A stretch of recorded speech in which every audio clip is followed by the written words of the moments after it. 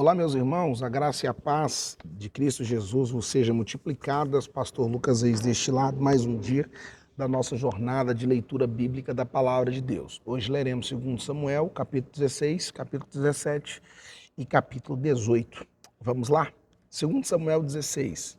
Mal Davi tinha passado pelo alto do monte, lá estava à sua espera Ziba, criado de Mefibosete. Ele trazia 2 jumentos, carregando 200 pães, 100 bolos de uvas passas, 100 frutas de estação e uma vasilha de couro cheia de vinho. O rei perguntou a Ziba: por que você trouxe essas coisas?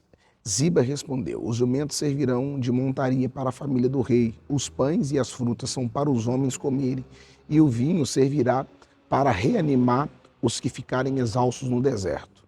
Onde está Mefibosete, neto do seu senhor? Perguntou o rei. Respondeu-lhe Ziba: ele foi em Jerusalém, pois acredita que os israelitas lhe restituirão o reino de seu avô. Então o rei disse a Ziba: tudo que pertencia a Mefibosete agora é seu. Humildemente me prostro, disse Ziba, que o rei, meu senhor, agrade-se de mim. Chegando o rei Davi a Baurim, um homem do clã da família de Saul, chamado Simei, filho de Gerá, saiu da cidade proferindo maldições contra ele. Ele atirava pedras em Davi e em todos os conselheiros do rei, embora todo o exército e a guarda de elite estivesse à direita e à esquerda de Davi. Enquanto amaldiçoava, Simei dizia: saia daqui, assassino, bandido. O Senhor retribui a você todo o sangue derramado na família de Saul, em cujo lugar você reinou. O Senhor entregou o reino nas mãos de seu filho Absalão. Você está arruinado, porque é um assassino. Então Absai, filho de Zeruia, disse ao rei: por que esse cão morto amaldiçoa o rei, meu senhor? Permite que eu lhe corte a cabeça? Mas o rei disse: que é que vocês têm com isso, filhos de Zeruia? Ele me amaldiçoa, porque o Senhor lhe disse que amaldiçoasse Davi. Portanto, quem poderá questioná-lo? Disse então Davi a Absai e a todos os seus conselheiros: até meu filho, sangue do meu sangue, procura matar-me.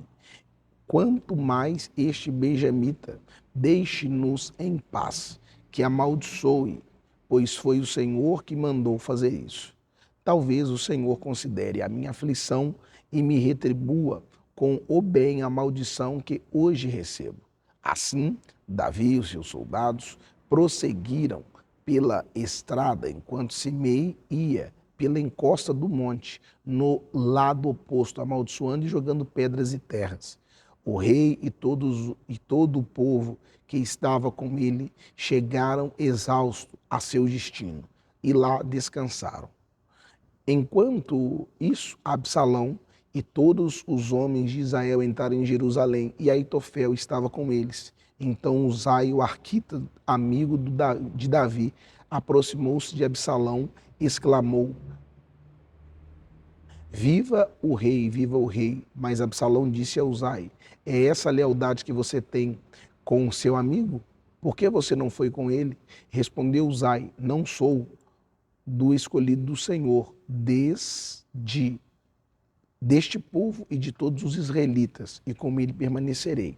Além disso, a quem devo servir? Não deveria eu servir o filho?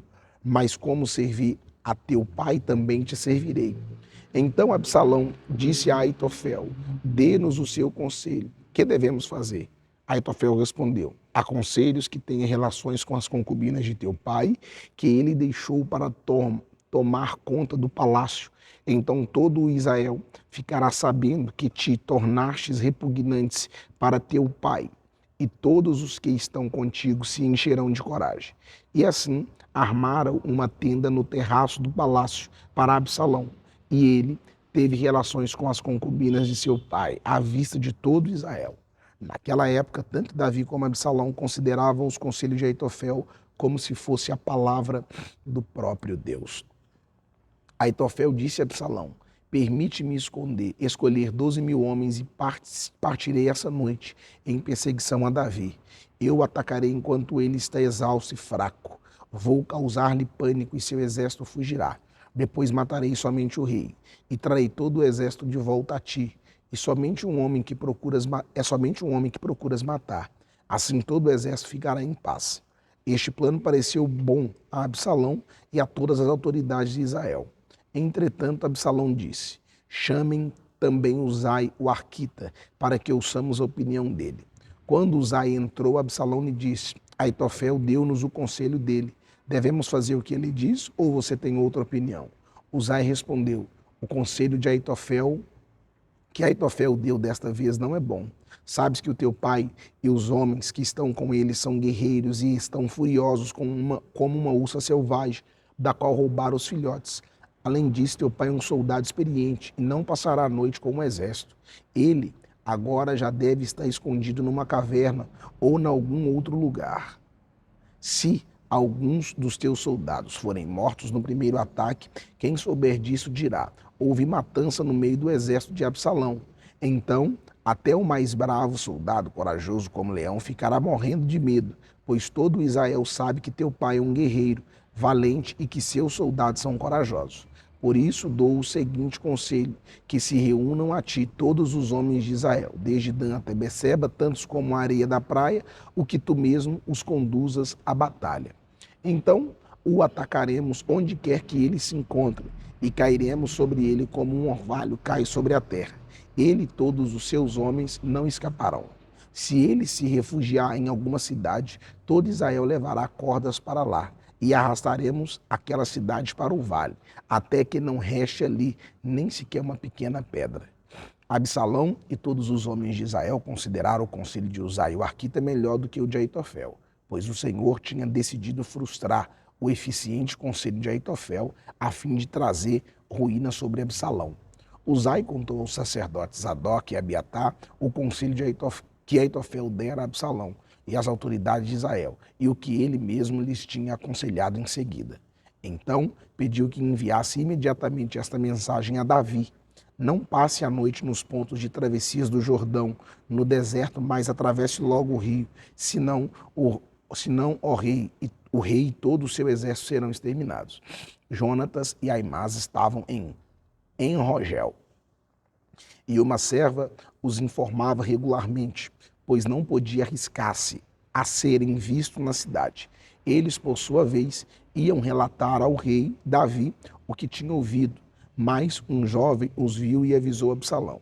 Então eles partiram rapidamente e foram para a casa de habitante de Baurim, que tinha um poço no quintal. Eles desceram ao poço, e a dona da casa colocou a tampa no poço para disfarçar. Espalhou grãos de cereal por cima. Os soldados de Absalão chegaram à casa da mulher e lhe perguntaram: onde estão Aimás e Jonatas? A mulher respondeu: eles atravessaram as águas, os homens os procuraram sem sucesso e voltaram a Jerusalém. Tendo eles ido embora, os dois saíram do poço, foram informar o rei Davi, falaram-lhe do conselho que Aitofel dera contra ele e lhe disseram que atravessasse imediatamente o Jordão. Então Davi e todo o seu exército saíram, e quando o sol nasceu, todos tinham atravessado o Jordão. Vendo Aitofel que o seu conselho não havia sido aceito, selou seu jumento e foi para casa, para sua cidade natal. Pôs seus negócios em ordem e depois se enforcou. Ele foi sepultado no túmulo de seu pai. Davi já tinha chegado a Manaim, quando Absalão atravessou o Jordão com todos os homens de Israel. Absalão havia nomeado Amasa comandante do exército em lugar de Joabe. Amasa era filho de Jéter, uma israelita que havia possuído Abigail, filha de Naás, irmã de Zeruia, mãe de Joabe. Absalão e os israelitas acamparam em Gileade. Quando Davi chegou a Manaim, sob filho de Naás, de Rabá dos Amonitas, Maqui, filho de Amiel, de Lodebá, e o gileadita Barzilai, de Rogelim, trouxeram a Davi o seu exército, camas, bacias e utensílios de cerâmicas, e também trigo cevado, farinha, grãos torrados, feijão e lentilha, mel e coalhada, ovelhas e queijo de leite de vacas, pois sabia que o exército estava cansado, com fome e com sede no deserto. Segundo Samuel 18. Davi passou em revista o exército e nomeou comandantes de batalhões de 1.100. Depois dividiu o exército em 3 companhias, uma sob o comando de Joabe, outra sob o comando de Absai, irmão de Joabe, filho de Zeruia, e outra sob o comando de Itaí, o giteu. Disse então o rei ao exército: eu também marcharei com vocês. Mas os homens disseram: não faças isso. Se tivermos que fugir, eles não se preocuparão conosco, e mesmo que metade de nós morra em batalha, eles não se importarão. Tu, porém, vales por 10.000 de nós. Melhor será que fiques na cidade e dali nos des apoio. O rei respondeu: farei o que acharem melhor. E o rei ficou junto à porta enquanto os soldados marchavam saindo em unidades de 100 e de 1.000. O rei ordenou a Joabe, a Absai e a Itaí: por amor a mim, tratem bem o jovem Absalão. E todo o exército ouviu quando o rei deu essa ordem sobre Absalão e cada um dos comandantes.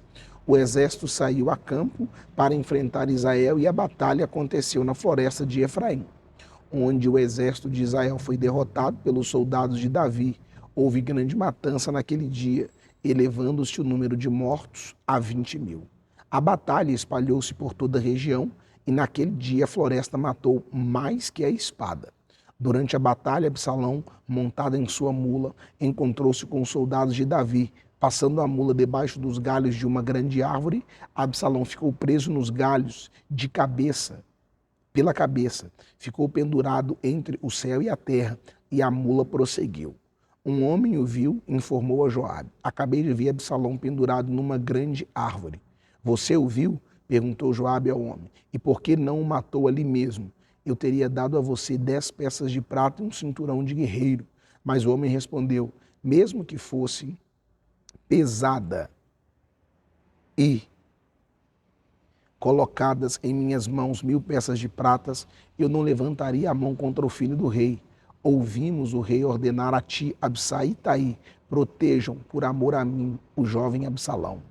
Por outro lado, se eu tivesse tentado traiçoeiramente contra a vida dele, o rei ficaria sabendo, pois não se pode esconder nada dele, e tu mesmo ficarias contra mim. E Joabe disse: não vou perder mais tempo com você. Então pegou 3 dardos e com eles transpassou o coração de Absalão, quando ele ainda estava vivo na árvore. E 10 dos escudeiros de Joabe cercaram Absalão e acabaram de matá-lo. A seguir, Joabe tocou a trombeta para que o exército parasse de perseguir Israel, e assim deteve o exército. Retiraram o corpo de Absalão, jogaram num grande fosso da floresta e fizeram um grande monte de pedras sobre ele. Enquanto isso, todos os israelitas fugiram para casa. Quando em vida, Absalão tinha levantado um monumento para si no Vale do Rei, dizendo: não tenho nenhum filho para preservar minha memória. Por isso deu à coluna o seu próprio nome. Chama-se ainda hoje Monumento de Absalão. Então Aimás, filho de Zadok, disse: deixa-me correr e levar ao rei a notícia de que o Senhor lhe fez justiça, livrando de seus inimigos. Não é você quem deve levar a notícia hoje, disse-lhe Joabe. Deixe isso para outra ocasião. Hoje não, porque o filho do rei morreu. Então Joabe ordenou um etíope: vá dizer ao rei o que você viu. O etíope inclinou-se diante de Joabe e saiu correndo para levar a notícia.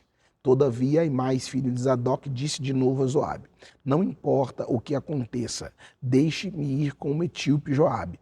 Porém respondeu: por que está querendo tanto ir, meu filho? Você não receberá nenhuma recompensa pela notícia.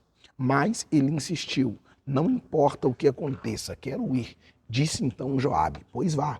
E Aimás correu pelo caminho da planície e passou à frente do etíope. Davi estava sentado entre a porta interna e a externa da cidade, e quando a sentinela subiu ao terraço que havia sobre a porta, junto à muralha, viu um homem que vinha correndo sozinho.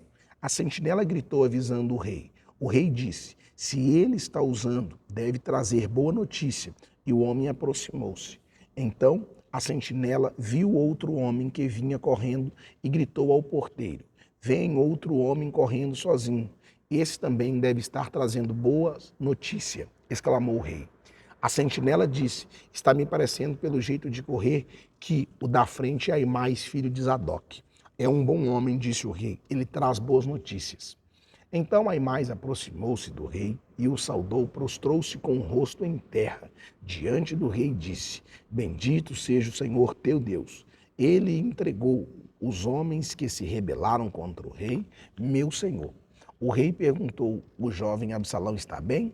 Aimás respondeu: Vi que houve grande confusão quando Joabe, o servo do rei, ia enviar teu servo, mas não sei o que aconteceu. O rei disse: Fique ali ao lado, esperando. E Aimás ficou esperando. Então o etíope chegou e disse: Ó rei, meu senhor, ouve a boa notícia hoje. O Senhor te livrou de todos os que se levantaram contra ti. O rei perguntou ao etíope: O jovem Absalão está bem? O etíope respondeu: Que os inimigos do rei, meu senhor, e todos os que se levantam para te fazer mal, acabem com aquele jovem. Então o rei, abalado, subiu ao quarto que ficava por cima da porta e chorou. Foi subindo e clamando: Ah, meu filho, Absalão, meu filho, Absalão, quem me dera ter morrido em seu lugar. Ah, Absalão, meu filho. Mais um dia da nossa jornada de leitura bíblica. Deus te abençoe e te faça prosperar em tudo quanto você fizer.